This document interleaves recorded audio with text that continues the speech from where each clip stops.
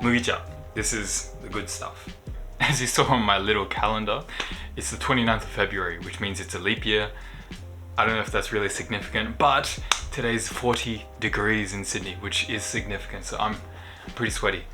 Now for me personally, this is a pretty big day because I'm changing my video camera system to Sony. Now I've been shooting with Fujifilm for quite a while now. I've been using the X-T4 as I think I mentioned before, but I've been using this camera for a little bit, about a year or two I think. I've done a majority of my YouTube videos here. I've done a lot of client work with this guy as well, and I have hit a little bit of limitations, and therefore I am moving forwards and switching to Sony. Now these days Sony has so many different cameras, so you might be wondering which one I went with, and I went with the A7C II. So earlier this morning I went to the Sony store and I grabbed a couple of things, so I just want to unbox it pretty much. First thing I got was a battery. Second thing I got was this pretty cool microphone, but I guess the main thing is I got a new camera body. I'm in the Sony world now. Here's the body. Now I've held this before, but this one's my one, so.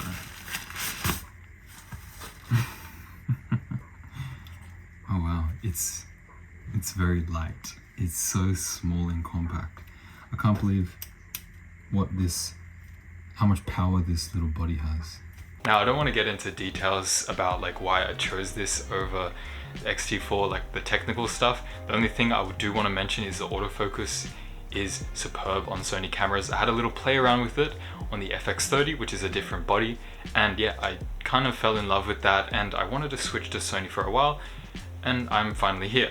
This guy's tiny, and to go with this I bought a couple of other little things, you know, the basic essentials: SD cards, new batteries, and filter step-up ring things. I want to show one more thing that I thought was pretty cool, and that is the I think it's the Sony M1 mic. Now one of the big selling points of this specific camera is the very like compact size of it to quality ratio. Now for gear, there's always a ratio for me. It's quality to how small and practical the actual camera is, and I feel like this fits the bill pretty well. It's a small camera and this small little mic, and the great thing about this mic is you don't need a cable to connect it. So all it is I just pop this in the hot shoe and then it connects like that. Look how small it is. I think out of all of the Sony hybrid cameras, yeah, I think this is the nicest choice aesthetically. Little tactile dials, it's a nice little silver titanium sort of finish, and aesthetically this camera is pretty nice. I really appreciate design and looks, as you may have guessed already through this whole video. So something like this is really important to me. So if I like the look of it, I like the size of it, and I like how the footage looks, then it's like a tick tick tick. Everything is good, and I'm just gonna use this camera. There's no perfect camera, but for now this is going to do me very well. So I'm gonna play around with it. I'm gonna use it in my next video, so stick around and I'll chat about the user experience of it if you're interested. Otherwise I've got a couple of cool things to do, so I'll save it for the next video. Peace. Thanks. Thank you.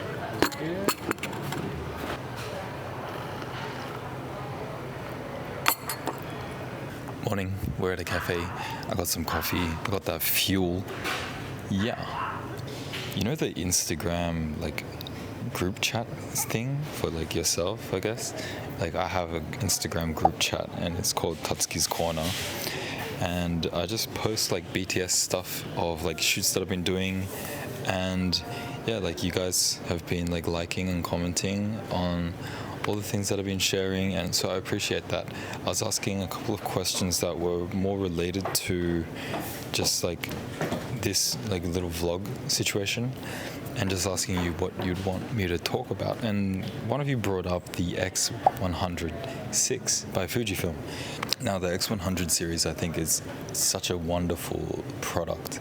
The camera is very special because it's like a fixed lens, so you can't take the lens off, so you're forced to use it how it's built, and you don't really have a choice there.